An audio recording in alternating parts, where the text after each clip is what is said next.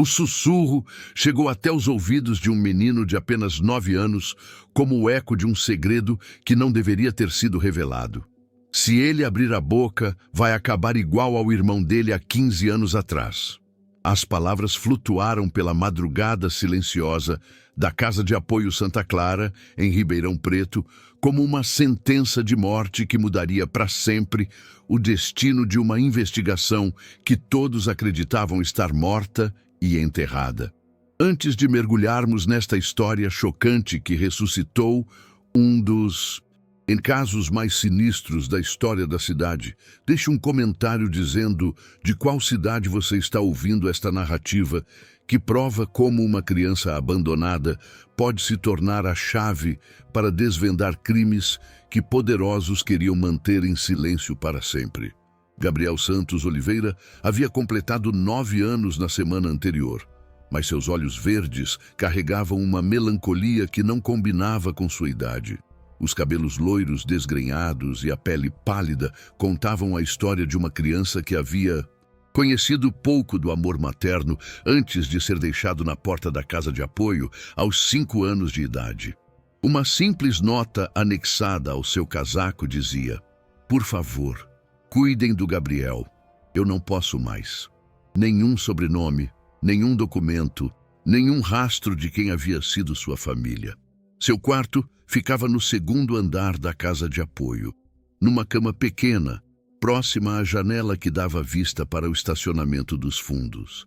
Era dessa janela que Gabriel havia desenvolvido o hábito de observar tudo o que acontecia ao redor, um mecanismo de defesa que as crianças abandonadas frequentemente desenvolvem para tentar entender um mundo que parecia sempre rejeitá-las. Dentro de uma caixa de sapatos debaixo da cama, guardava um caderno onde anotava tudo o que via. Carros que chegavam tarde da noite, pessoas que conversavam em sussurros, movimentos estranhos que aconteciam quando todos deveriam estar dormindo. A Casa de Apoio Santa Clara ficava na rua João Pessoa, número 347, no bairro Vila Virgínia, uma área periférica de Ribeirão Preto, onde casas modestas dividiam espaço com pequenos comércios e terrenos baldios. O prédio de 2 andares havia sido uma antiga pensão transformada em lar para crianças órfãs e abandonadas, administrado pela irmã Conceição, uma mulher de 70 anos que dedicara toda a sua vida ao cuidado de menores em situação de vulnerabilidade. Apesar das paredes descascadas e móveis antigos, a casa respirava o amor genuíno que apenas pessoas especiais conseguem transmitir. Investigador Eduardo Monteiro da Silva, 48 anos, era conhecido na 1ª Delegacia de Ribeirão Preto como um dos policiais mais meticulosos e persistentes da corporação. 23 anos de carreira haviam-lhe ensinado que os casos que mais incomodam são aqueles que ficam sem solução, assombrando não apenas as famílias das vítimas, mas também os profissionais que juraram proteger e servir. Seus cabelos castanho escuros já mostravam fios completamente brancos e suas mãos calejadas contavam a história de quem havia investigado desde pequenos furtos até os crimes mais hediondos que a cidade já havia presenciado. Eduardo vestia sempre camisas sociais de cor lisa e calças de sarja, mantendo uma aparência sóbria que inspirava confiança nas vítimas e testemunhas.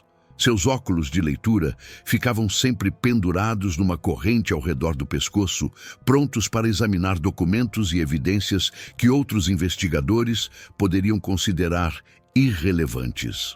Era exatamente essa atenção aos detalhes que fazia Eduardo diferente. Ele acreditava profundamente que todos os crimes deixam rastros e que cedo ou tarde a verdade sempre encontra uma maneira de emergir.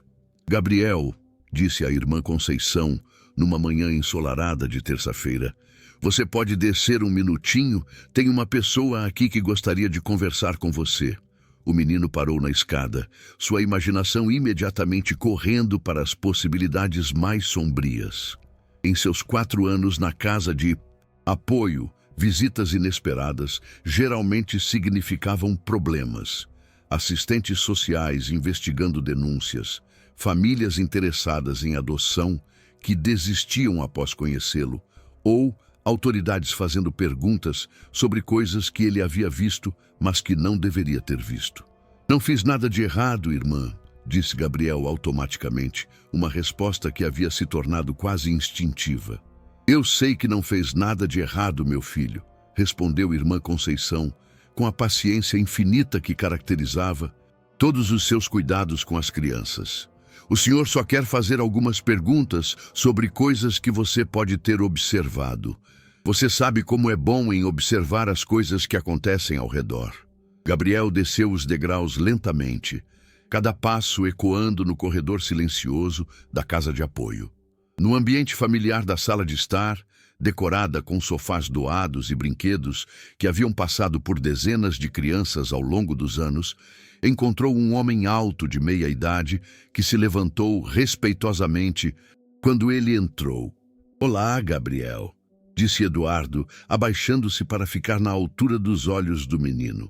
Meu nome é Eduardo, sou investigador da Polícia Civil. A irmã Conceição me disse que você é muito observador e que presta atenção nas coisas que acontecem aqui ao redor. Gabriel estudou o rosto do investigador por alguns segundos, buscando sinais de ameaça ou desconfiança. Anos vivendo em situação de abandono haviam-lhe ensinado a ler as intenções das pessoas através de detalhes que outros poderiam considerar insignificantes. O tom de voz, a postura corporal, o olhar direto ou evasivo. Por que o senhor quer saber das coisas que eu vejo? Perguntou Gabriel cautelosamente. Eduardo sorriu de forma genuína, reconhecendo na pergunta do menino uma inteligência aguçada e uma desconfiança natural que provavelmente o havia protegido durante situações difíceis. Porque às vezes, pessoas que observam bem podem ajudar a resolver problemas importantes. E me disseram que você é uma pessoa muito inteligente, que nota coisas que outros adultos não percebem. Gabriel se sentou na beirada do sofá, mantendo certa distância, mas demonstrando disposição para conversar. Que tipo de problemas? Gabriel, disse Eduardo, sua voz assumindo um tom mais sério, mas ainda paternal. Há 15 anos, um menino chamado Ricardo Santos Oliveira desapareceu aqui em Ribeirão Preto. Ele tinha apenas 12 anos na época. A família nunca mais teve notícias dele e nós nunca conseguimos descobrir o que realmente aconteceu. Os olhos de Gabriel se arregalaram ligeiramente. Santos Oliveira, como eu. Eduardo assentiu gravemente. É exatamente por isso que estou aqui conversando com você. Descobrimos recentemente que vocês podem ter algum tipo de parentesco. E também descobrimos que algumas pessoas podem saber mais sobre o desaparecimento do Ricardo do que disseram na época. A mente de Gabriel começou a trabalhar rapidamente, conectando informações que havia coletado ao longo dos meses anteriores. As conversas sussurradas que ouvia através das paredes, os carros que chegavam tarde da noite, as visitas estranhas que a casa de apoio recebia esporadicamente. Investigador Eduardo, disse Gabriel hesitantemente, posso te contar uma coisa? Mas o senhor promete que não vai contar para ninguém que fui eu que falei? Eduardo se inclinou para a frente, reconhecendo imediatamente que estava diante de um momento crucial. Pode falar, Gabriel, e prometo que vou fazer tudo para te proteger. Eu ouço coisas à noite, pessoas conversando baixinho aqui do lado de fora da casa. E às vezes elas falam sobre um menino que sumiu há muito tempo atrás. O coração de Eduardo acelerou. Que tipo de coisas elas falam sobre esse menino? Gabriel olhou ao redor, verificando se realmente estavam sozinhos. Depois sussurrou. Elas falam que ele viu coisas que não deveria ter visto e que por isso teve que desaparecer. E uma vez eu ouvi alguém dizer que se mais alguém começar a fazer perguntas, pode acabar igual a ele. As palavras de Gabriel ecoaram na mente de Eduardo como peças de um quebra-cabeça que finalmente começavam a se encaixar. O caso de Ricardo Santos Oliveira havia sido oficialmente arquivado após 2 anos de investigação sem resultados conclusivos. Mas Eduardo sempre havia suspeitado que havia mais por trás do desaparecimento do menino do que uma simples fuga de casa ou acidente. Gabriel, essas pessoas que você ouve conversando, você consegue ver quem são? Às vezes sim. Tem um homem alto que sempre usa terno escuro e dirige um carro preto. E tem uma mulher de cabelo vermelho que sempre fala baixinho no celular. Eles vêm aqui pelo menos uma vez por mês, sempre de madrugada. Eduardo tirou um pequeno caderno do bolso da camisa e começou a anotar os detalhes que Gabriel fornecia. Você lembra de mais alguma coisa específica que eles disseram sobre o menino que desapareceu? Gabriel fechou os olhos, concentrando-se para acessar memórias que havia guardado instintivamente por meses. Eles falaram sobre um depósito onde guardavam coisas importantes e que o menino tinha visto onde ficava guardado e por isso não podia mais ficar solto por aí. Cada palavra que Gabriel pronunciava confirmava as suspeitas que Eduardo vinha desenvolvendo há anos. O desaparecimento de Ricardo não havia sido aleatório. O menino havia se tornado uma ameaça para pessoas envolvidas em atividades criminosas e havia sido eliminado para proteger segredos que poderiam comprometer operações muito maiores. Gabriel, existe mais alguma coisa que você acha importante me contar? O menino hesitou por alguns segundos, depois disse numa voz quase inaudível: Investigador Eduardo, eu acho que sei onde fica esse depósito que eles falaram. Eduardo sentiu como se o mundo tivesse parado ao seu redor. Como você sabe onde fica? Porque uma noite eu segui eles escondido. Eles foram até um galpão abandonado que fica atrás do cemitério municipal. É um lugar que ninguém nunca vai e tem muitos carros estacionados lá dentro. A revelação de Gabriel abriu uma possibilidade que Eduardo nunca havia considerado. E se o menino desaparecido havia descoberto uma operação criminosa muito maior, e sua eliminação havia sido planejada para proteger não apenas um crime, mas toda uma rede de atividades ilícitas? Gabriel, disse Eduardo, sua voz carregada de uma mistura de gratidão e preocupação. Você foi muito corajoso ao me contar isso, mas preciso que você entenda que isso pode ser muito perigoso. As pessoas que você ouviu conversando podem não gostar de saber que alguém está prestando atenção nas atividades delas. Eu sei que é perigoso, respondeu Gabriel com uma maturidade surpreendente. Mas, se esse menino Ricardo era parecido comigo, se ele era da minha família, como o senhor disse, então eu quero ajudar a descobrir o que aconteceu com ele. Naquele momento, Eduardo compreendeu que estava diante de uma oportunidade única. Gabriel não era apenas uma testemunha casual. Ele havia se tornado, sem saber, um observador sistemático de atividades criminosas que poderiam estar conectadas não apenas ao desaparecimento de Ricardo, mas potencialmente a outros crimes que permaneciam sem solução. Gabriel, se eu decidir investigar essas informações que você me deu, você teria coragem de me ajudar? Sempre com muito cuidado e proteção, é claro. O menino não hesitou. Se isso pode ajudar a descobrir o que aconteceu com o Ricardo, então eu quero ajudar. Eduardo sabia que estava tomando uma decisão arriscada ao envolver uma criança de 9 anos numa investigação potencialmente perigosa.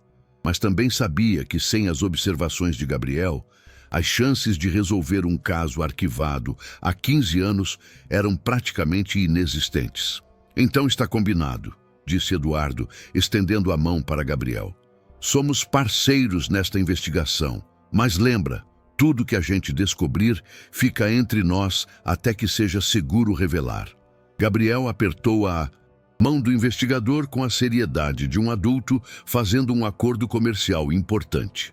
Naquele momento, uma criança abandonada de 9 anos e um investigador experiente de 48 anos se tornaram parceiros improváveis numa jornada que os levaria aos segredos mais sombrios de Ribeirão Preto.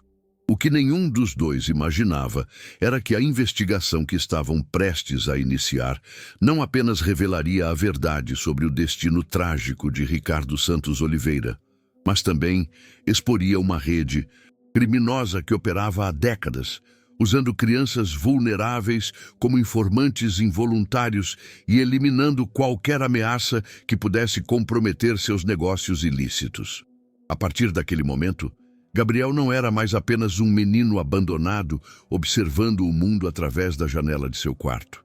Ele havia se tornado a peça-chave para desvendar crimes que pessoas poderosas acreditavam estar enterrados para sempre, e sua coragem infantil seria testada de maneiras que nenhuma criança deveria enfrentar. 3 dias haviam se passado desde a conversa inicial entre Eduardo e Gabriel, quando o investigador tomou a decisão que mudaria completamente o rumo de sua carreira. Ele iria reabrir oficiosamente o caso Ricardo Santos Oliveira, usando as informações privilegiadas que apenas uma criança abandonada poderia ter coletado. Era uma quinta-feira à noite, quando Eduardo retornou à casa de apoio Santa Clara. Desta vez, carregando uma pasta com documentos que não via há 15 anos. "Irmã Conceição", disse Eduardo respeitosamente à religiosa que administrava o lar, "preciso conversar novamente com o Gabriel, mas desta vez gostaria de mostrar algumas coisas para ele." A irmã assentiu gravemente. Durante seus 50 anos dedicados ao cuidado de crianças abandonadas, ela havia aprendido a reconhecer quando uma situação poderia significar esperança ou perigo para seus protegidos. E havia algo na expressão determinada de Eduardo que a fazia sentir que Gabriel poderia estar prestes a embarcar numa jornada muito maior do que qualquer um imaginava. "Gabriel já me contou sobre a conversa de vocês", disse ela. "E quero que saiba, investigador, que esse menino passou por coisas que nenhuma criança deveria passar. Se ele está disposto a ajudar a descobrir a verdade sobre algo importante, então eu apoio. Mas ele precisa estar seguro." Eduardo compreendeu perfeitamente a preocupação da religiosa. "Irmã Conceição, prometo que farei tudo ao meu alcance para proteger o Gabriel. Mas também preciso que a senhora entenda. Se as suspeitas que ele levantou estiverem corretas, então estamos diante de crimes muito sérios que podem envolver outras crianças." Gabriel desceu as escadas quando foi chamado, desta vez com uma expressão mais confiante. Os 3 dias que haviam se passado desde sua primeira conversa com Eduardo haviam sido preenchidos com uma sensação que ele nunca havia experimentado.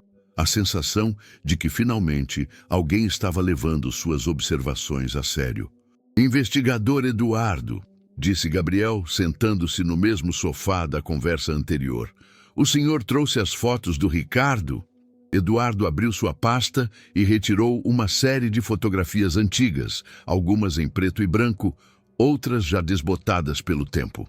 A primeira imagem mostrava um menino de aproximadamente 12 anos. Cabelos loiros ligeiramente ondulados, olhos verdes brilhantes e um sorriso tímido que imediatamente chamou a atenção de Gabriel. "Meu Deus!" sussurrou Gabriel segurando a fotografia com cuidado. Ele parece comigo quando eu era menor." Eduardo assentiu gravemente. "Foi exatamente isso que me chamou a atenção quando vi seu nome no registro da casa de apoio. Gabriel, depois da nossa conversa, fui investigar os registros de nascimento e descobri algo muito importante." "O que o senhor descobriu?" Eduardo retirou outro documento da pasta. Ricardo Santos Oliveira tinha uma certidão de nascimento que lista como pai Antônio Carlos Oliveira e como mãe Maria Santos. "Oliveira, você tem registrado como mãe apenas Maria Santos, sem sobrenome adicional, mas a idade dela na época em que você nasceu coincide exatamente com a idade da mãe do Ricardo." As palavras ecoaram na mente de Gabriel como peças de um quebra-cabeça que finalmente começavam a fazer sentido.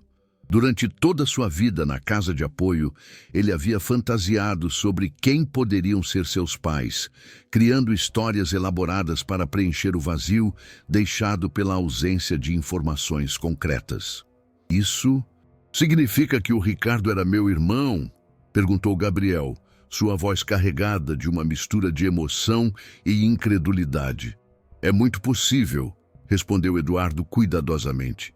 Mas também significa que quem quer que tenha eliminado o Ricardo pode ter descoberto que você existe, e isso pode colocá-lo em perigo. Gabriel segurou a fotografia do irmão que nunca conheceu, estudando cada detalhe do rosto que espelhava tantas de suas próprias características. Investigador Eduardo, se alguém matou meu irmão, então eu quero ajudar a encontrar essas pessoas. Não importa o perigo. Eduardo se inclinou para a frente, reconhecendo na determinação de Gabriel o mesmo tipo de coragem que havia visto em policiais experientes, enfrentando as situações mais perigosas de suas carreiras. Gabriel, se vamos fazer isso, precisa ser feito da maneira certa, com planejamento, cuidado e proteção. Me conta de novo sobre esse galpão que você viu, mas desta vez quero que você me dê todos os detalhes que conseguir. Lembrar? Gabriel fechou os olhos, concentrando-se para acessar memórias que havia guardado com precisão fotográfica. É um galpão grande, pintado de cinza, com 2 portas de metal. Fica numa estrada de terra que sai da parte de trás do cemitério municipal. Tem uma placa velha pendurada, mas não consegui ler o que estava escrito porque estava muito longe. Quantos carros você viu lá dentro? Pelo menos 6 ou 7. A maioria carros escuros, mas tinha um branco e um vermelho também. E tem sempre pelo menos 2 pessoas vigiando a entrada. Eduardo anotava cada detalhe meticulosamente. Suas 2 décadas de experiência investigativa lhe diziam que Gabriel havia descrito o que provavelmente era um ponto de operação para atividades criminosas organizadas. Exatamente o tipo de lugar que um menino curioso de 12 anos poderia ter descoberto 15 anos atrás. Gabriel, você disse que ouviu essas pessoas falando sobre o Ricardo. Você lembra exatamente que palavras elas usaram? O menino abriu os olhos e consultou mentalmente as conversas que havia escutado. Elas disseram que o moleque viu onde guardavam as mercadorias e que não dava para deixar ele solto sabendo de tanta coisa. E uma vez eu ouvi alguém dizer que fizeram a coisa certa na época e que, se precisar, fazem de novo. Cada palavra confirmava as suspeitas de Eduardo. O desaparecimento de Ricardo não havia sido aleatório. O menino havia descoberto algo específico sobre operações criminosas e havia sido eliminado para proteger segredos que poderiam comprometer pessoas poderosas. Tem mais uma coisa, investigador, disse Gabriel hesitantemente. Ontem à noite, eu ouvi uma conversa que me deixou com muito medo. Que conversa? O homem do terno escuro e a mulher do cabelo vermelho estavam conversando do lado de fora da casa, como sempre fazem. Mas desta vez, eles falaram sobre o outro moleque que anda fazendo perguntas. E a mulher disse que talvez seja a hora de resolver esse problema também. Eduardo sentiu seu sangue gelar. Se os criminosos estavam falando sobre outro moleque fazendo perguntas, havia uma grande possibilidade de que já soubessem da curiosidade de Gabriel sobre suas atividades. Gabriel, isso muda tudo. Se eles suspeitam que você está prestando atenção nas atividades deles, então você pode estar em perigo imediato. Mas eu não falei para ninguém além do Senhor. Eu sei que não falou. Mas pessoas envolvidas em crimes sérios são muito paranoicas. Às vezes, elas eliminam ameaças potenciais mesmo quando não têm certeza. Eduardo tomou uma decisão que sabia ser arriscada, mas também necessária. Gabriel, vou te propor algo. Que tal se você viesse ficar na minha casa por alguns dias? Oficialmente seria para ajudar numa investigação especial, mas na verdade seria para te manter seguro enquanto investigamos isso mais profundamente. Os olhos de Gabriel se iluminaram com uma mistura de gratidão e excitação. Durante toda a sua vida na casa de apoio, ele havia sonhado com a possibilidade de ter uma família temporária, alguém que se importasse o suficiente com ele para querer protegê-lo. O senhor faria isso, mesmo sabendo que pode ser perigoso? Gabriel, há 15 anos, eu jurei que um dia descobriria o que aconteceu com o Ricardo. Agora, descobri que ele era provavelmente seu irmão e que você pode ser a chave para finalmente fazer justiça. Então sim, vou fazer isso. Irmã Conceição, que havia ouvido toda a conversa em silêncio, finalmente falou. Investigador Eduardo, preciso saber, o senhor tem família própria, esposa, filhos? Tenho uma esposa, Ana Lúcia, que é professora aposentada. Nossos 2 filhos já são adultos e moram em outras cidades. A casa está quieta demais há muito tempo. E ela concordaria em receber o Gabriel? Eduardo sorriu pela primeira vez desde que haviam começado a conversar sobre temas tão sérios. Ana Lúcia passou a vida inteira cuidando de crianças. Quando eu contar para ela sobre a situação do Gabriel, tenho certeza de que ela vai querer ajudar. 2 horas depois, Gabriel estava no banco da frente do carro de Eduardo. Uma pequena mala com seus poucos pertences no banco traseiro, a caminho da primeira experiência de sua vida em algo parecido com uma família verdadeira. Mas o que mais o emocionava não era a perspectiva de ter um lar temporário. Era a sensação de que finalmente teria a chance de descobrir a verdade sobre o irmão que nunca conheceu. Gabriel, disse Eduardo enquanto dirigiam pelas ruas silenciosas de Ribeirão Preto, preciso que você entenda uma coisa. A partir de agora, somos uma equipe, mas isso significa que você precisa confiar em mim completamente e eu preciso confiar em você completamente. Combinado? Combinado, investigador Eduardo. E pode me chamar só de Eduardo. Se você vai ficar na minha casa, mesmo que temporariamente, somos uma família. A palavra família ecoou no coração de Gabriel como uma promessa que ele nunca havia ousado fazer para si mesmo. Pela primeira vez em sua vida, ele se sentia verdadeiramente protegido e valorizado. A casa de Eduardo ficava na Rua das Acácias, número 280, no bairro Jardim Sumaré, uma região residencial tranquila, onde casas com pequenos quintais abrigavam famílias de classe média.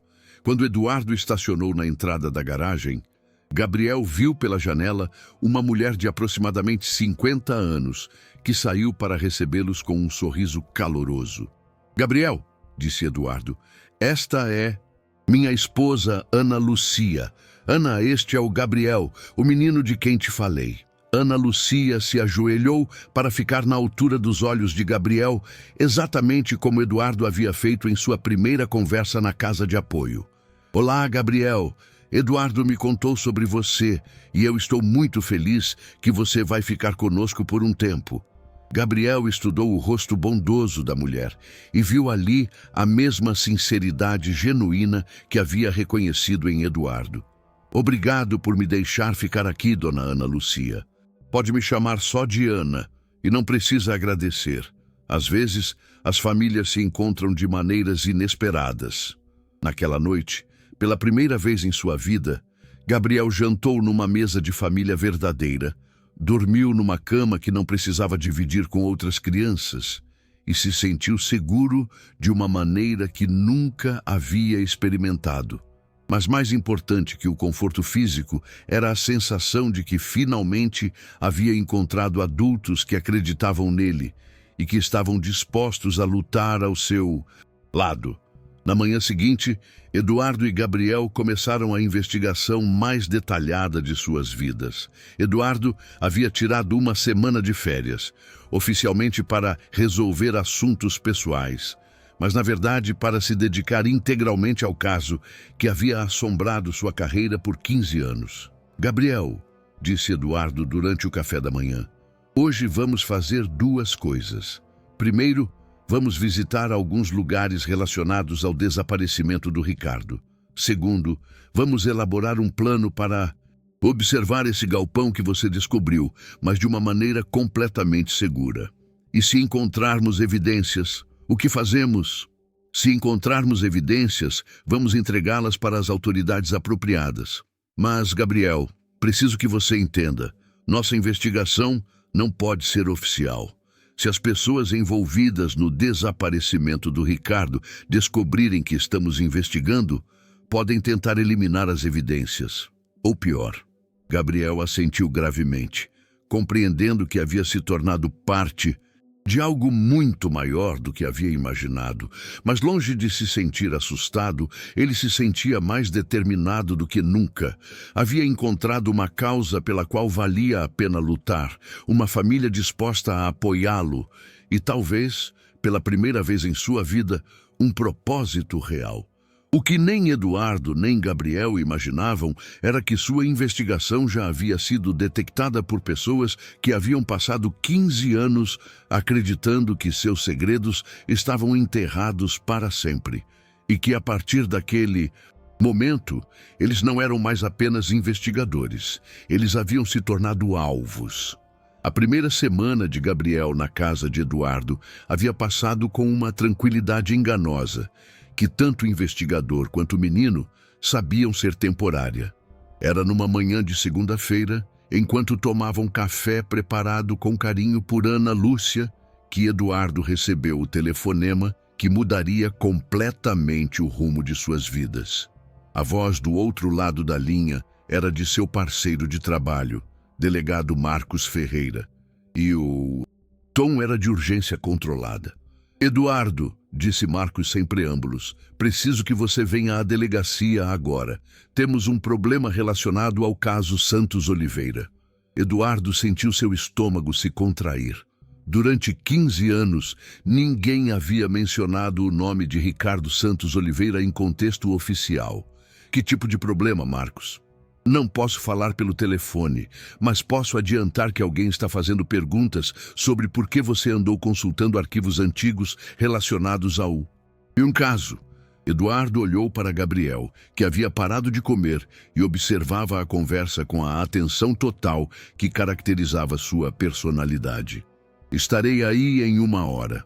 Após desligar, Eduardo se virou para Gabriel com uma expressão que misturava preocupação e determinação.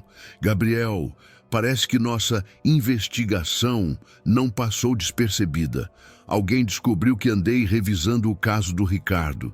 Isso significa que a gente está em perigo? Significa que temos que ser ainda mais cuidadosos.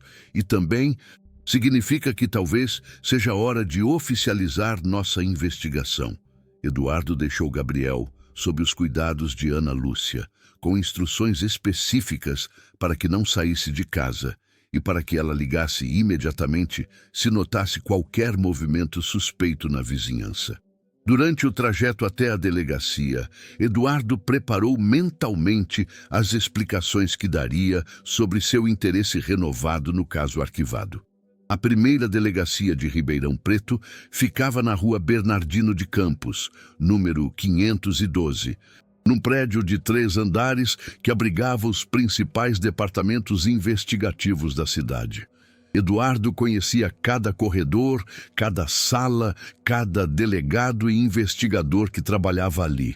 Mas naquela manhã, ao entrar no edifício onde havia passado os últimos 23 anos de sua carreira, sentiu-se como um estranho sendo observado. Eduardo, chamou Marcos assim que o viu entrar. Minha sala, agora. A sala do delegado Marcos Ferreira era espartana e funcional. Uma mesa metálica, 2 cadeiras de plástico, um arquivo de 4 gavetas e uma parede coberta com fotos de casos resolvidos ao longo de 15 anos de carreira. Marcos era 5 anos mais novo que Eduardo, mas os dois haviam trabalhado juntos em dezenas de investigações e desenvolvido uma confiança mútua que transcendia a hierarquia oficial. Senta, disse Marcos, fechando a porta atrás deles. Preciso te contar uma coisa que vai te deixar preocupado. Ontem à tarde recebi uma visita do Coronel Ribeiro, da Polícia Militar. Ele queria saber por que você estava interessado no caso Ricardo Santos Oliveira. Eduardo sentiu um calafrio percorrer sua espinha.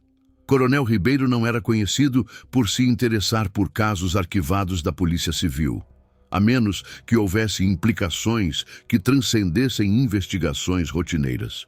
E o que você disse para ele? Disse que não sabia de nada, porque realmente não sabia. Mas, Eduardo, ele tinha informações muito específicas. Sabia que você havia solicitado os arquivos do caso há 2 semanas. Sabia que você havia visitado a Casa de Apoio Santa Clara e sabia que você tirou 1 semana de férias para resolver assuntos pessoais. As palavras de Marcos confirmaram os piores temores de Eduardo. Se suas atividades estavam sendo monitoradas com esse nível de detalhamento, então as pessoas envolvidas no desaparecimento de Ricardo não apenas tinham recursos para obter informações privilegiadas, mas também tinham contatos dentro das forças policiais. Marcos, preciso te contar uma coisa. E depois que eu contar, você vai entender por que esse caso é muito mais sério do que qualquer um de nós imaginava. Durante os 40 minutos seguintes, Eduardo relatou para Marcos tudo o que havia descoberto através de Gabriel. As observações do menino sobre atividades suspeitas, a possível conexão familiar entre Gabriel e Ricardo, o galpão misterioso, as conversas que Gabriel havia escutado sobre eliminar ameaças. Quando Eduardo terminou seu relato, Marcos permaneceu em silêncio por longos minutos, processando as implicações do que havia ouvido. Eduardo, disse finalmente, se o que esse menino observou for verdade, então não estamos lidando apenas com o desaparecimento de uma criança há 15 anos. Estamos lidando com uma operação criminosa ativa que eliminava testemunhas e pode estar fazendo isso até hoje. É exatamente isso que penso. E se o Coronel Ribeiro está interessado no caso, então há uma possibilidade real de que pessoas dentro das forças policiais estejam protegendo os responsáveis. Eduardo assentiu gravemente. Marcos, preciso te pedir uma coisa. Você confiaria em mim o suficiente para me ajudar numa investigação não oficial? Uma investigação que pode colocar nossas carreiras e nossas vidas em risco? Marcos estudou o rosto de seu colega e parceiro de décadas. Eduardo, em 20 anos trabalhando contigo, nunca te vi tão determinado nem tão preocupado ao mesmo tempo. Se você acredita que esse caso é importante o suficiente para arriscar tudo, então eu confio no seu julgamento. Então somos 3. 3? Eu, você e o Gabriel. Porque sem as observações dele, nunca vamos conseguir descobrir a verdade. 2 horas depois, Eduardo retornou para casa carregando uma decisão que sabia ser arriscada, mas necessária. Ele, Marcos e Gabriel iriam conduzir uma investigação paralela, usando recursos oficiais sempre que possível, mas operando principalmente fora dos canais normais para evitar que suas descobertas chegassem às pessoas erradas. Gabriel, disse Eduardo assim que entrou em casa, preciso te contar sobre a conversa que tive com meu parceiro na delegacia. A boa notícia é que temos mais um aliado. A má notícia é que confirmamos que pessoas poderosas estão monitorando nossa investigação. Gabriel ouviu o relato com a seriedade de um adulto recebendo briefing de uma operação militar. Eduardo, isso significa que eles já sabem que eu estou ajudando vocês? Não necessariamente. Eles sabem que estou interessado no caso, mas podem não saber especificamente sobre você ainda. E o que vamos fazer? Eduardo se sentou ao lado de Gabriel no sofá da sala, o mesmo local onde haviam tido tantas conversas importantes nos últimos dias. Vamos fazer 2 coisas. Primeiro, vamos ser ainda mais cuidadosos com nossa segurança. Segundo, vamos acelerar nossa investigação antes que eles tenham tempo de encobrir mais evidências. Como vamos acelerar? Amanhã à noite, eu e o delegado Marcos vamos fazer uma visita a esse galpão que você descobriu. E você vai ficar em casa, seguro, mas nos ajudando através do radiocomunicador. Os olhos de Gabriel se iluminaram com uma mistura de excitação e nervosismo. Rádio comunicador? Eduardo tirou de uma sacola 2 pequenos dispositivos de comunicação que havia pego emprestado da delegacia. Você fica aqui com Ana Lúcia, mas com este rádio você pode nos orientar sobre o que observou no galpão e nos avisar se notar qualquer movimento suspeito na vizinhança. Naquela noite, Eduardo explicou para Ana Lúcia a situação completa. Sua esposa ouviu tudo em silêncio, fazendo perguntas ocasionais que demonstravam sua compreensão tanto da importância quanto da perigosidade da investigação. Eduardo, disse Ana Lúcia quando ele terminou, em 30 anos de casamento, aprendi a confiar nos seus instintos. Se você acredita que essa é uma causa justa, então eu apoio completamente. E quanto ao Gabriel... Ela olhou para o menino que havia se tornado parte da família com naturalidade. Surpreendente. Ele já passou por coisas demais na vida. Se ele quer ajudar a descobrir o que aconteceu com o irmão, então vamos ajudá-lo a fazer isso da maneira mais segura possível. Gabriel se aproximou de Ana Lúcia e, pela primeira vez desde que havia chegado à casa, a abraçou espontaneamente. Obrigado por cuidar de mim, Ana. Nunca ninguém me protegeu dessa forma antes. A segunda-feira seguinte chegou carregada de uma tensão que todos conseguiam sentir. Eduardo e Marcos haviam passado o fim de semana planejando cada detalhe da investigação do galpão, estudando mapas da região, identificando rotas de acesso e fuga e preparando equipamentos que poderiam usar sem levantar suspeitas oficiais. Gabriel, disse Eduardo durante o jantar, essa é a última chance para você mudar de ideia. Se você quiser parar por aqui, eu e o Marcos continuamos sozinhos. Gabriel não hesitou nem por um segundo. Eduardo, durante toda a minha vida, ninguém nunca me disse que eu era importante o suficiente para fazer a diferença em alguma coisa. Agora descobri que posso ajudar a fazer justiça para meu irmão e talvez para outras crianças também. Não vou desistir. Às 10 da noite, Eduardo e Marcos partiram em direção ao cemitério municipal. Cada um em seu próprio carro para evitar suspeitas. Gabriel permaneceu em casa com Ana Lúcia, mas com o rádio comunicador ligado e um mapa da região espalhado sobre a mesa da cozinha. Gabriel, disse a voz de Eduardo através do rádio, estamos chegando na área do cemitério. Me orienta sobre como chegar ao galpão. Gabriel estudou o mapa e suas próprias lembranças. Vocês vão ver uma estrada de terra que sai dos fundos do cemitério. Sigam por essa estrada por mais ou menos 500 metros. O galpão fica do lado esquerdo, meio escondido atrás de algumas árvores. 15 minutos depois. Gabriel, encontramos o galpão, exatamente como você descreveu. Tem 2 carros estacionados do lado de fora. Cuidado, Eduardo. Sempre tem pelo menos uma pessoa fazendo guarda. Estou vendo. Um homem fumando próximo à entrada principal. Vamos nos aproximar pelo lado direito do prédio. Gabriel seguiu cada movimento da investigação através do rádio, seus conhecimentos detalhados sobre a área, permitindo que orientasse Eduardo e Marcos com precisão. Mas foi quando ouviu a descrição do interior do galpão que compreendeu verdadeiramente a magnitude do que haviam descoberto. Gabriel, sussurrou a voz tensa de Eduardo. Aqui dentro tem muito mais do que carros. Tem caixas empilhadas até o teto, equipamentos eletrônicos, computadores, e tem uma área que parece ser usado como escritório. Conseguem ver o que tem nas caixas? Algumas estão abertas. Marcos está fotografando. Tem mercadorias que parecem roubadas, documentos, dinheiro. Foi então que a voz de Marcos ecoou urgentemente através do rádio. Eduardo, tem alguém chegando. 2 carros. Gabriel sentiu seu coração disparar. Eduardo, vocês precisam sair daí agora. Quando eles chegam à noite, sempre ficam até bem tarde.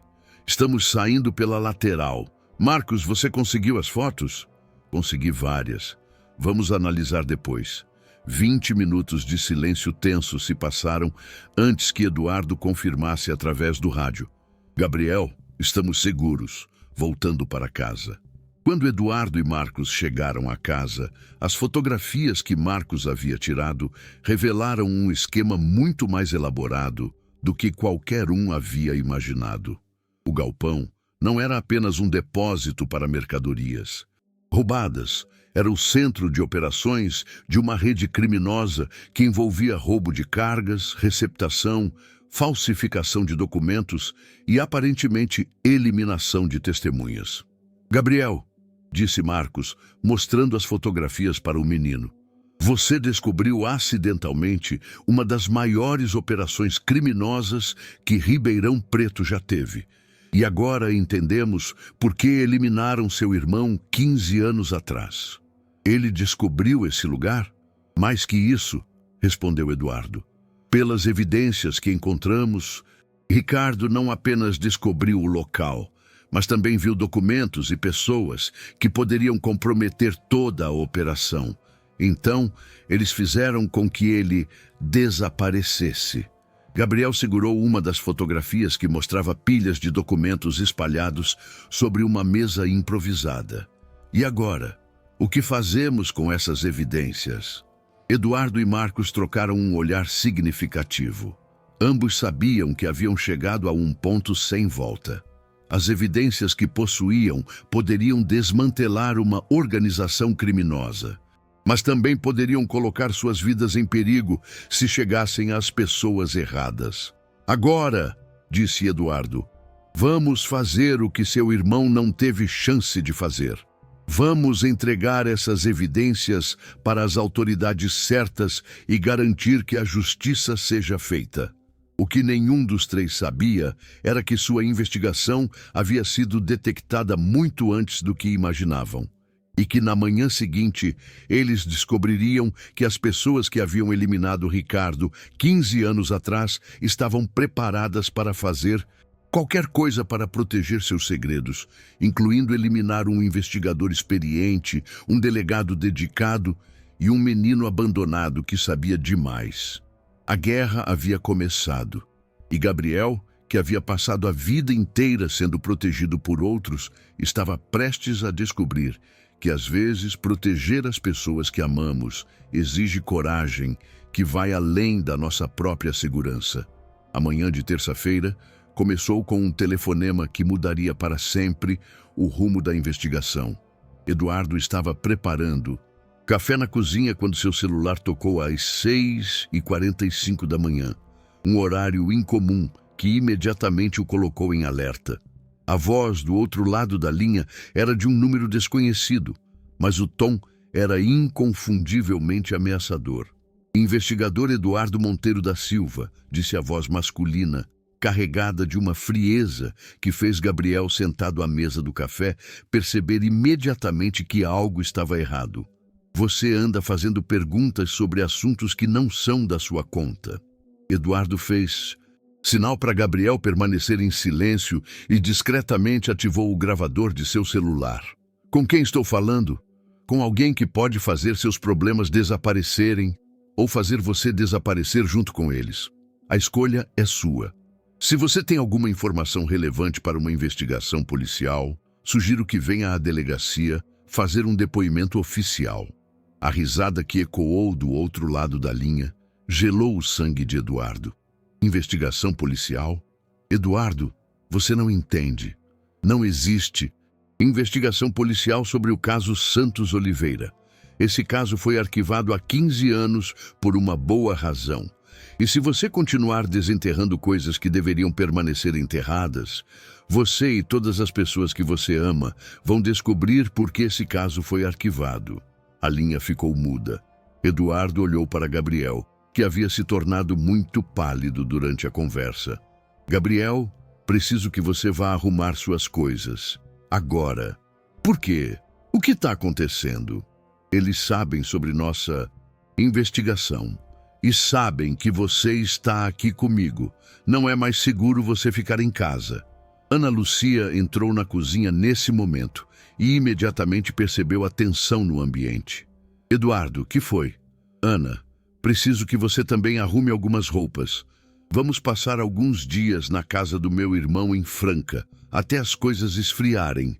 Eles ameaçaram a gente? Eduardo assentiu gravemente. E ameaçaram todas as pessoas que amo. Uma hora depois, Eduardo, Ana Lucia e Gabriel estavam na estrada para Franca, uma cidade a 100 quilômetros de Ribeirão Preto, onde o irmão de Eduardo, Roberto, tinha uma pequena chácara isolada. Durante o trajeto, Eduardo ligou para Marcos e colocou o celular no viva-voz para que todos pudessem ouvir a conversa. Marcos, recebemos ameaças diretas esta manhã. Estou levando minha família para um local seguro. Eduardo, que ameaças? Eduardo relatou a conversa telefônica palavra por palavra. Quando terminou, o silêncio do outro lado da linha durou quase 1 minuto. Eduardo, disse Marcos finalmente, isso confirma nossas piores suspeitas. Se eles estão fazendo ameaças diretas, é porque descobrimos algo que pode comprometer operações muito maiores do que imaginávamos. E agora? Recuamos? Agora fazemos exatamente o contrário. Aceleramos tudo antes que eles tenham tempo de eliminar mais evidências ou fazer mal a vocês. Gabriel, que havia permanecido em silêncio durante toda a conversa, finalmente falou. Marcos, posso falar uma coisa? Claro, Gabriel. Se essas pessoas mataram meu irmão há 15 anos para proteger segredos e agora estão ameaçando vocês pelos mesmos motivos, isso significa que eles nunca pararam de cometer crimes, né? A pergunta de Gabriel demonstrou uma compreensão da situação que impressionou até mesmo Eduardo. É exatamente isso, Gabriel. E significa que se não agirmos agora, outras crianças podem acabar como o Ricardo. Então não podemos desistir. A chácara de Roberto ficava numa estrada rural, cercada por plantações de cana-de-açúcar, um local onde carros estranhos seriam notados imediatamente pelos poucos vizinhos da região. Roberto, 2 anos mais novo que Eduardo e aposentado da polícia rodoviária, recebeu a família do irmão sem fazer perguntas desnecessárias, compreendendo instintivamente que se tratava de uma situação séria. Eduardo, disse Roberto enquanto ajudavam a descarregar as bagagens, se você precisa de um local seguro para se esconder, tem algo mais que eu preciso saber? Estamos investigando um caso que envolve pessoas perigosas, e essas pessoas não gostam de ser investigadas. Precisa de ajuda? Eduardo olhou para o irmão, reconhecendo na oferta o mesmo tipo de coragem que havia caracterizado toda a família Monteiro da Silva. Preciso que você mantenha Ana e o Gabriel seguros, enquanto eu e meu parceiro terminamos uma coisa muito importante. Pode contar comigo. Naquela tarde, Eduardo e Marcos se encontraram numa lanchonete na estrada entre Franca e Ribeirão Preto, para planejar sua estratégia final. As fotografias do galpão estavam espalhadas sobre a mesa entre eles, junto com cópias dos arquivos originais do caso Ricardo Santos Oliveira. Eduardo, disse Marcos, estudando uma das fotografias que mostrava pilhas de documentos, essas evidências que encontramos são suficientes para justificar uma operação oficial? São mais que suficientes. Mas o problema não são as evidências. O problema é entregar essas evidências para as pessoas certas sem que vazem para as pessoas erradas. Você suspeita que tem gente infiltrada na delegacia? Marcos, pensa comigo. Como o Coronel Ribeiro sabia com tanto detalhe sobre minha investigação? Como essas pessoas souberam que eu estava interessado no caso antes mesmo de eu fazer contato oficial com qualquer testemunha?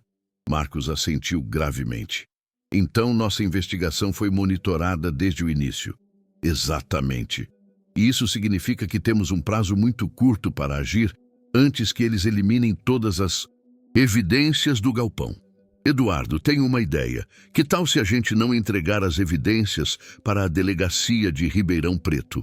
Como assim? Que tal se a gente levar tudo diretamente para a Polícia Federal em São Paulo? Eles têm jurisdição para casos que envolvem organizações criminosas interestaduais. Eduardo considerou a sugestão. Seria uma jogada arriscada, Se estivermos errados sobre infiltração na delegacia local, vamos criar um problema político enorme. E se estivermos certos, vamos salvar nossas vidas e a vida do Gabriel. A decisão foi tomada. Eduardo e Marcos passariam a noite organizando um dossiê completo com todas as evidências que haviam coletado. E na manhã seguinte viajaria para São Paulo para entregar tudo pessoalmente ao superintendente da Polícia Federal. Mas o que eles não sabiam era que sua conversa na lanchonete havia sido observada por pessoas que haviam passado 15 anos aperfeiçoando técnicas de vigilância e eliminação de ameaças. E que naquela mesma noite, enquanto Eduardo e Marcos organizavam evidências, outras pessoas organizavam um plano para garantir que essas evidências jamais chegassem a São Paulo. De volta à chácara, Gabriel havia passado a tarde ajudando Roberto com pequenos trabalhos rurais, uma atividade que o distraía temporariamente da tensão da situação. Mas quando o sol começou a se pôr, ele se posicionou na varanda da casa, observando a estrada de acesso com a mesma atenção que sempre dedicara a observar o mundo ao seu redor. "Gabriel", disse Ana Lucia, juntando-se a ele na varanda. "Você está preocupado?" "Estou pensando no meu irmão Ricardo", respondeu Gabriel. "Se ele tivesse tido alguém como o Eduardo para protegê-lo, talvez ele ainda estivesse vivo. E se você não tivesse tido a coragem de contar para o Eduardo o que observou, outras crianças poderiam acabar como o Ricardo." Gabriel considerou as palavras de Ana Lúcia. "Dona Ana, posso te fazer uma pergunta?" "Claro, meu filho. O senhor Eduardo e o Marcos são corajosos o suficiente para enfrentar essas pessoas perigosas?" Ana Lúcia sorriu, reconhecendo na pergunta de Gabriel uma preocupação genuína pelos adultos que haviam se tornado sua família. "Gabriel, em 30 anos de casamento com o Eduardo, vi ele enfrentar situações muito perigosas. E sempre vi ele fazer a coisa certa, mesmo quando a coisa certa era a mais difícil. E se alguma coisa acontecer com eles?" "Não vai acontecer nada, Gabriel, porque eles têm algo que essas pessoas criminosas não têm." "O quê?" "Eles têm você. E você é a prova viva de que a verdade sempre encontra uma maneira de emergir." Naquela noite, Gabriel teve dificuldade para dormir. Não por medo, mas por uma sensação estranha de que algo importante estava prestes a acontecer. Por volta das 2 da manhã, ele ouviu o som distante de carros se aproximando da chácara, um som que imediatamente o colocou em alerta máximo. Gabriel se levantou silenciosamente e foi até a janela.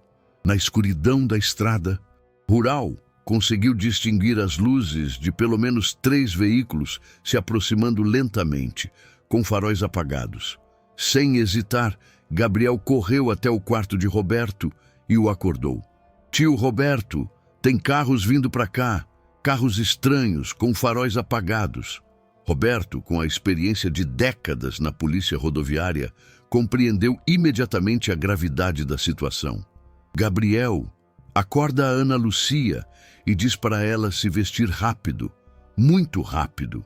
"O que a gente vai fazer?" "Vamos sair pelos fundos e nos esconder no canavial até eles irem embora."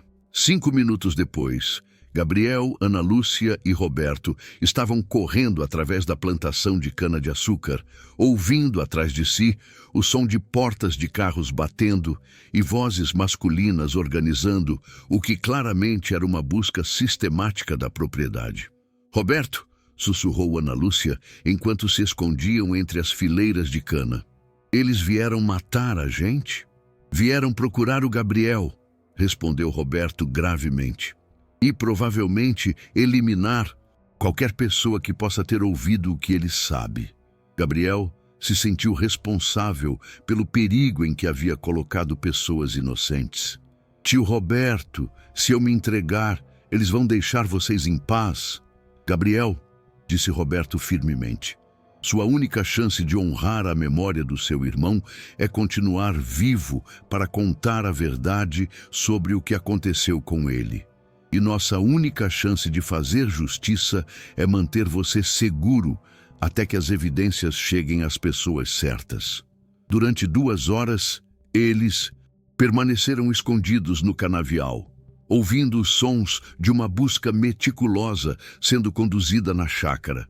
Portas sendo arrombadas, móveis sendo virados, gritos de frustração quando os homens perceberam que a casa estava vazia. Por volta das 4 da manhã, os sons finalmente cessaram.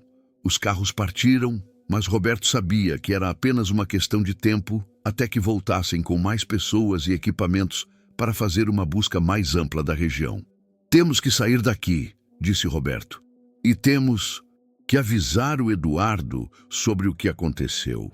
Gabriel olhou para as luzes distantes dos carros, desaparecendo na estrada rural, e tomou uma decisão que surpreendeu até mesmo ele próprio.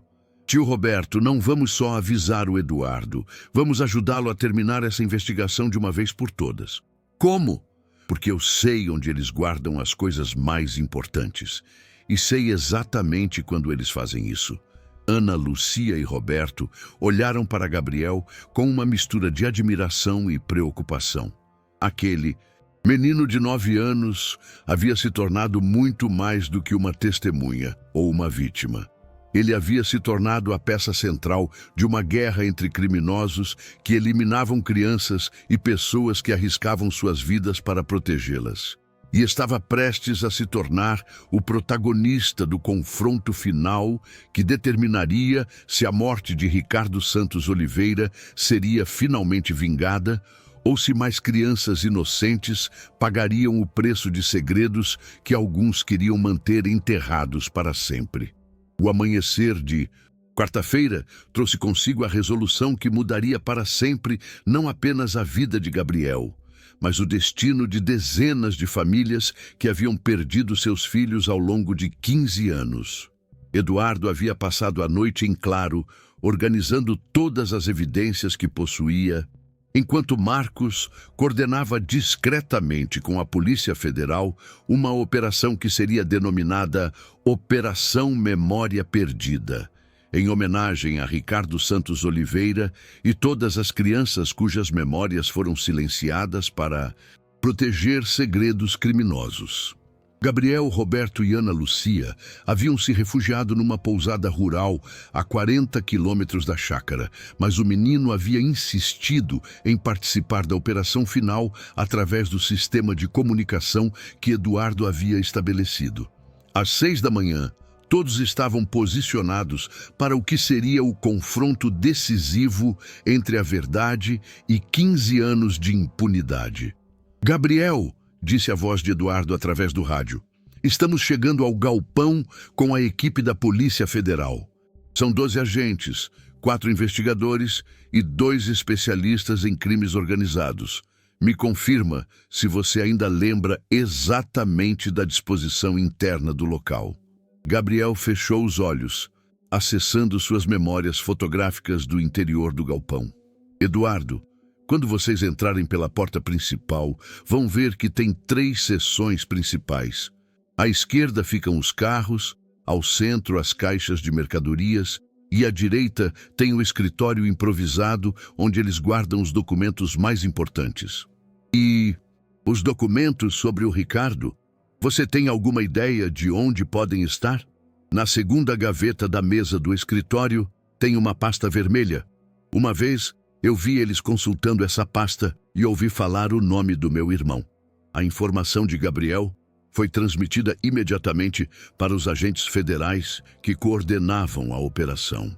Às 6h30 da manhã, enquanto os criminosos ainda dormiam em suas casas, acreditando que seus segredos permaneceriam enterrados para sempre, 22 agentes da Polícia Federal cercaram simultaneamente o galpão e 3 residências em Ribeirão Preto. Gabriel, ecoou a voz tensa de Marcos através do rádio. Encontramos a pasta vermelha e tem muito mais do que imaginávamos. O que vocês encontraram? Documentos sobre pelo menos 8 crianças desaparecidas nos últimos 15 anos. O Ricardo era apenas uma delas. A revelação atingiu Gabriel como um raio. Seu irmão não havia sido vítima de um crime isolado, mas parte de um padrão sistemático de eliminação de crianças que haviam se tornado inconvenientes para uma organização criminosa que operava há décadas. Tem mais, continuou Marcos. Encontramos uma lista com nomes de policiais, juízes e promotores que recebiam pagamentos mensais para não fazer perguntas incômodas. Eduardo assumiu o rádio.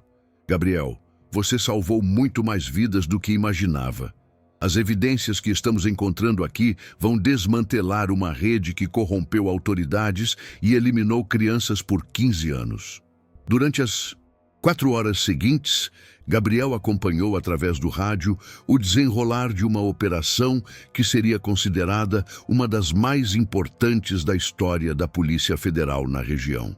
17 pessoas foram presas simultaneamente, incluindo o coronel Ribeiro da Polícia Militar, 2 delegados da Polícia Civil, um juiz de direito e os chefes de uma organização criminosa que controlava desde roubo de cargas até tráfico de drogas e eliminação de testemunhas. Gabriel, disse Eduardo por volta das 11 da manhã, precisamos que você venha até a Delegacia Federal. Tem uma coisa que você precisa ver. 1 hora depois, Gabriel estava na sede da Polícia Federal em Ribeirão Preto, acompanhado por Roberto e Ana Lúcia, observando uma mesa coberta com documentos, fotografias e evidências que contavam a história completa do que havia acontecido com seu irmão.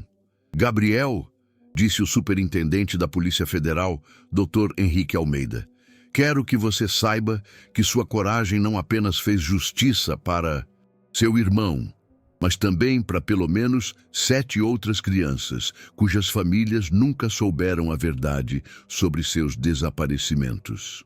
Sobre a mesa, Gabriel viu fotografias de Ricardo aos 12 anos, brincando num parque próximo ao cemitério municipal. Via documentos que detalhavam como seu irmão havia acidentalmente descoberto o galpão durante uma brincadeira e havia sido sequestrado no mesmo dia. Via relatórios que explicavam como a organização criminosa usava crianças de rua e órfãos como informantes involuntários, eliminando-as quando se tornavam ameaças. Doutor Henrique, disse Gabriel com a voz embargada, onde está meu irmão agora? O superintendente trocou um olhar grave com Eduardo. Gabriel, encontramos informações sobre o local onde Ricardo foi enterrado. Vamos poder dar a ele um funeral digno e você poderá se despedir adequadamente. Mas a revelação mais chocante ainda estava por vir. Dr. Henrique abriu uma pasta especial e retirou dela uma certidão de nascimento que fez Gabriel segurar a respiração. Gabriel, descobrimos algo sobre sua família que vai mudar sua vida para sempre. Gabriel olhou para o documento e viu não apenas seu nome, mas também informações sobre seus pais que nunca havia conhecido. Antônio Carlos Oliveira, seu pai, havia sido assassinado quando Gabriel tinha apenas 3 anos por se recusar a participar do esquema criminoso. Maria Santos Oliveira, sua mãe, havia sido forçada a entregar Gabriel para a adoção para protegê-lo da mesma organização que havia matado Ricardo. Sua mãe não o abandonou, Gabriel, explicou o Dr. Henrique. Ela o entregou para a casa de apoio, porque sabia que era a única maneira de mantê-lo vivo. E onde ela está agora? Ela está viva, Gabriel. Está morando em Goiás, sob proteção testemunhal há 15 anos, e está desesperada para reencontrá-lo. Gabriel olhou para Eduardo e Ana Lúcia, que haviam se tornado sua família nos últimos meses. Depois, olhou para os documentos que revelavam que tinha uma mãe biológica que nunca havia parado de amá-lo. Posso conhecer ela? Não apenas pode como deve, respondeu o Dr. Henrique, mas primeiro há uma cerimônia que precisa acontecer.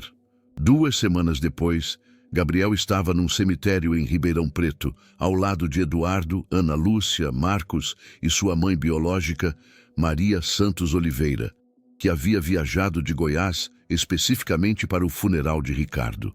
Dezenas de famílias de outras crianças desaparecidas também estavam presentes. algumas, descobrindo pela primeira vez em 15 anos o que realmente havia acontecido com seus filhos. Ricardo, disse Gabriel, colocando flores sobre o pequeno caixão de seu irmão. Eu prometo que sua memória nunca vai ser esquecida.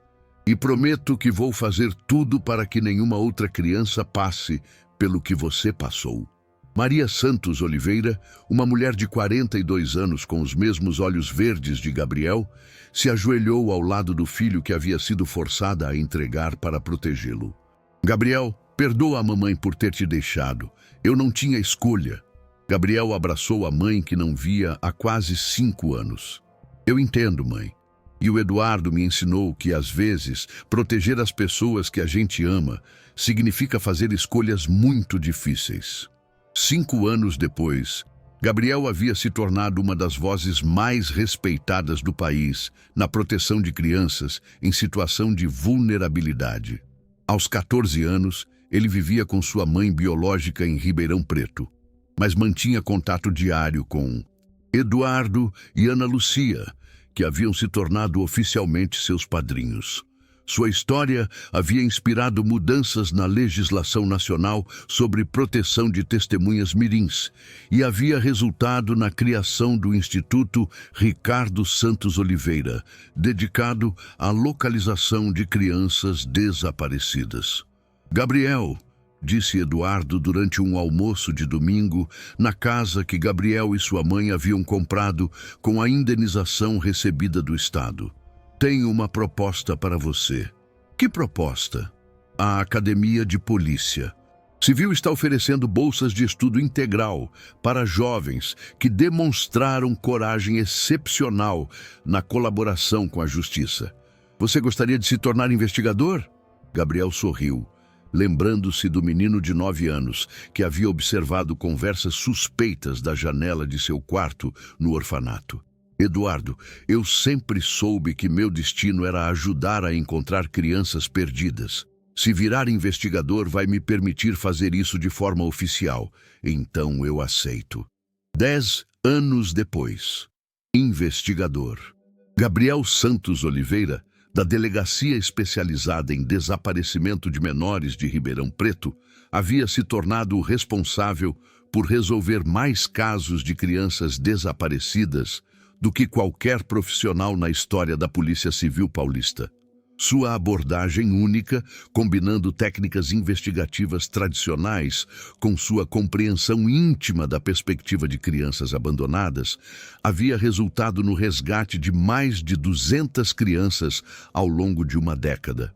Investigador Gabriel, disse sua assistente numa manhã de segunda-feira, chegou um caso novo.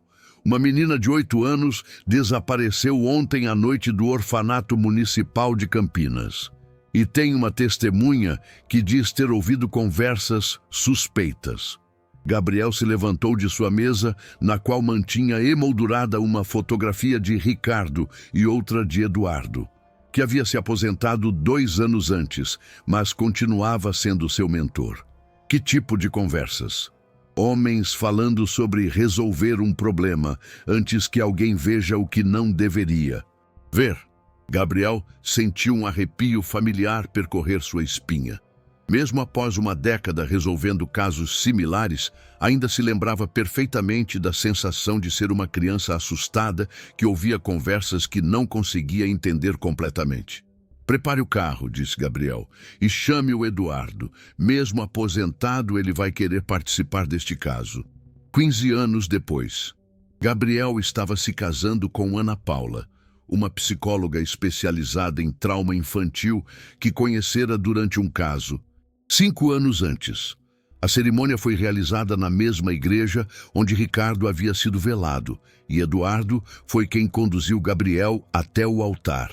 Gabriel, disse Eduardo durante seu discurso como padrinho, quando conheci você, era apenas um menino abandonado que observava o mundo através de uma janela. Hoje, você se tornou os olhos e a voz de centenas de crianças que não tinham nem voz nem proteção. Gabriel olhou para a plateia e viu rostos que representavam 15 anos de sua jornada. Sua mãe, Maria, que havia se tornado diretora de um abrigo para crianças órfãs, Ana Lucia, que continuava sendo sua segunda mãe, Marcos, agora delegado-geral. Dezenas de famílias cujos filhos ele havia ajudado a encontrar, e na primeira fila, 3 cadeiras vazias com fotografias. Uma de Ricardo, uma da irmã Conceição, que havia falecido 2 anos antes, e uma de Roberto, que havia morrido no ano anterior. Ricardo, sussurrou Gabriel, olhando para a fotografia de seu irmão. Sua memória continua, salvando crianças todos os dias. 20 anos depois, Dr. Gabriel Santos Oliveira havia se tornado secretário nacional de proteção à criança e adolescente, o primeiro ocupante do cargo que havia sido criado especificamente para coordenar esforços nacionais de combate ao desaparecimento de menores. Sua trajetória de menino, abandonado à autoridade nacional, havia inspirado livros, documentários e mudanças fundamentais na forma como o Brasil protegia suas crianças mais vulneráveis. Gabriel, disse sua esposa Ana Paula durante um jantar em casa, as crianças já estão dormindo. Que tal se você me contar de novo a história de como tudo começou? Gabriel sorriu, olhando para seus 2 filhos, Ricardo Gabriel, de 5 anos, e Eduardo Maria, de 3 anos, que dormiam no andar de cima. Tudo começou com um menino que aprendeu que observar o mundo com atenção pode salvar vidas, e que descobriu que, às vezes, as crianças que o mundo considera abandonadas são exatamente as que têm mais para oferecer. Naquela noite, Gabriel fez algo que fazia todas as noites há 20 anos. Olhou pela janela de seu quarto e observou o mundo lá fora, sempre atento a sinais de que alguma criança pudesse precisar de ajuda, porque havia aprendido que uma vez que você descobre que pode fazer a diferença na vida de crianças abandonadas, essa responsabilidade nunca termina. A história do menino abandonado que ouviu segredos terríveis havia se tornado a história do homem que dedicou sua vida inteira a garantir que nenhuma criança fosse silenciada pelos segredos de adultos criminosos, e que a memória de Ricardo Santos Oliveira continuaria viva através de cada criança salva, cada família reunida e cada segredo terrível transformado em justiça finalmente realizada. Se você chegou até o final desta história extraordinária de coragem, superação e justiça, deixe um comentário contando de qual cidade você ouviu esta narrativa, que prova que, às vezes, os heróis mais improváveis são aqueles que o mundo abandonou primeiro. E lembre-se, dentro de cada criança abandonada existe um potencial infinito para mudar o mundo. Às vezes, elas só precisam de um adulto corajoso o suficiente para escutar o que elas têm para dizer.